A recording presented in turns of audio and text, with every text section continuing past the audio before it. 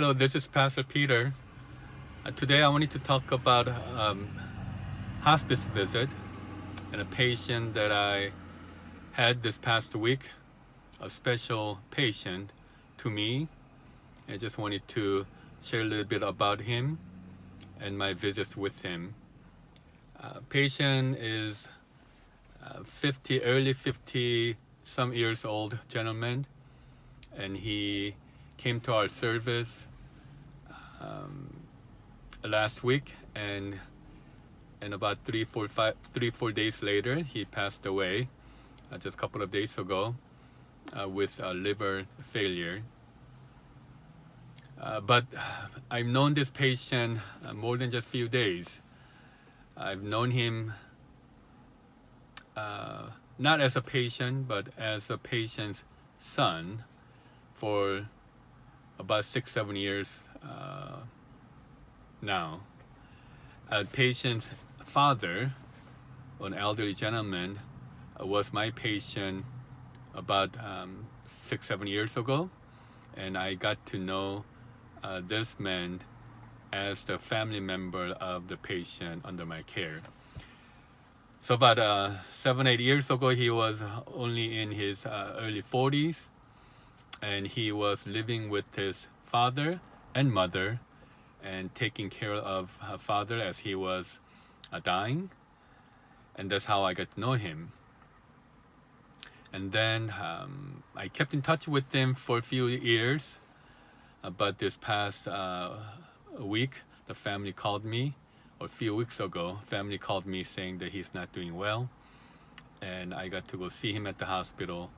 And eventually he came to our service as an hospice patient and passed away a few days later.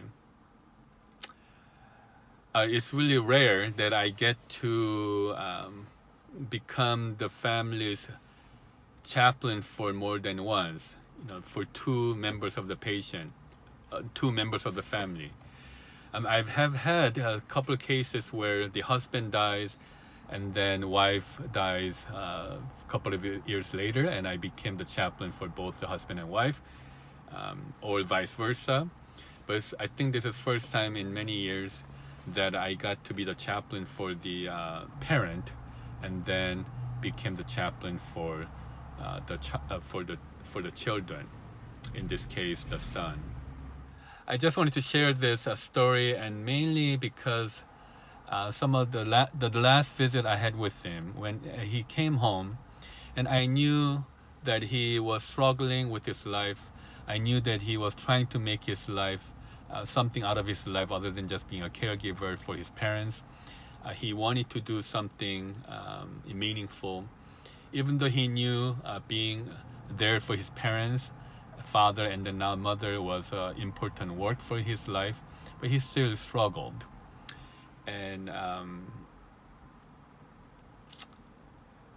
And when I was talking to him just a couple of years ago, a couple of weeks ago, when he was still alert and able to talk, he was feeling kind of sorry for his life. He wished that he was able to do more for his life and things like that. So the last visit I had with him, even though he couldn't really talk much, I didn't know exactly what I would say or what I would pray for. But as I was praying with him and reading some scriptures, I think just God placed in my heart to say this, that I told him, hey, I know that you really did your best. You really cared about your life and about your mom. He really did care for his mom to make sure that she's doing well. Even though he went through depression, and some people were kind of saying that he gave up on his life at the end, but I didn't think that he gave up on his life. It just became too much for him, and he was struggling because he really wanted to make it work. He was frustrated because he couldn't do more than he was doing. You see some people who are just so depressed and so unmotivated, they just really give up their life. But this man was not like that. He was fighting it. he was frustrated because he was fighting, and he really wanted to do more, but he just couldn't. He just didn't have the resources, support system, or the strength to be able to do that. And as a society, we're going through a pandemic where so many people are going through emotional distress.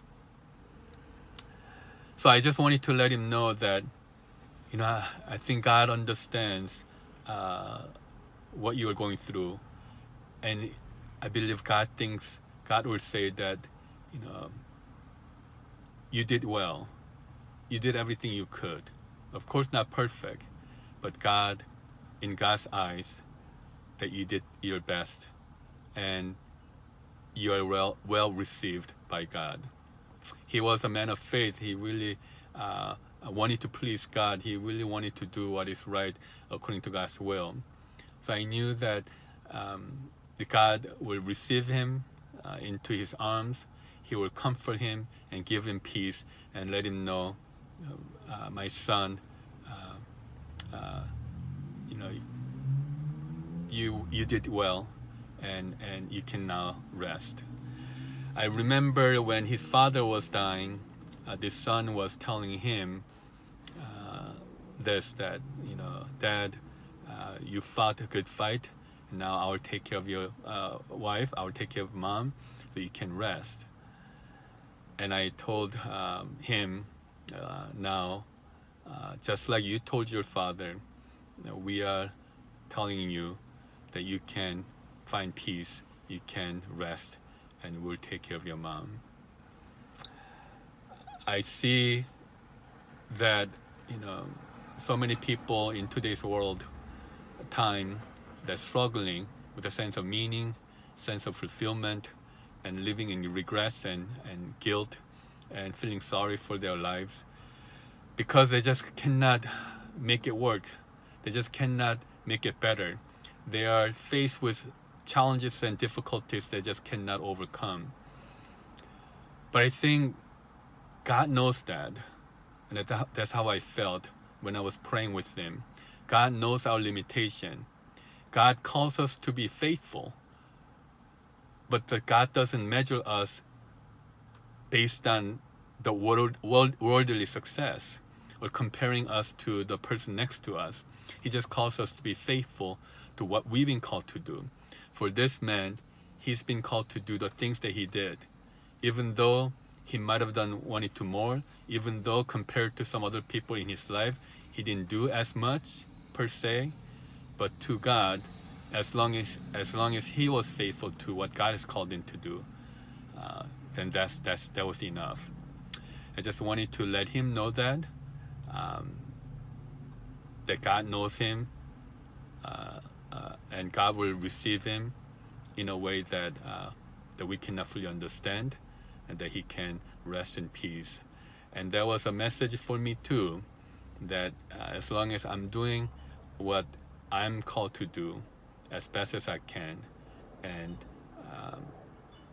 it's in God's hand, and I can find the peace and rest, knowing that I am doing what God has called me to do as best as I can. So I just wanted to share this story. Again, it was a very special patient to me, someone that I've known for many years, and again, the son of my former patient. Never really happened like this. And I just went to go see his mom, and she's actually doing pretty well, and I was really happy to see her doing well, and she's accepting me almost like a son. He was the only child. He had a sister, but sister died early with a disability, and he was the only child left, and now the mom is left with no husband and no daughter and no son. But she's a strong lady, and she's got other family members and friends who will help her through this. But she has accepted me almost like a family friend, and I will continue to go see her and support her in the best way I can. So thank you for listening. Thank you for letting me share about this patient. And God bless you, and may God fill all our hearts with the peace and sense of rest, sense of assurance that comes only from God. All right. God bless you. Take care now. Bye.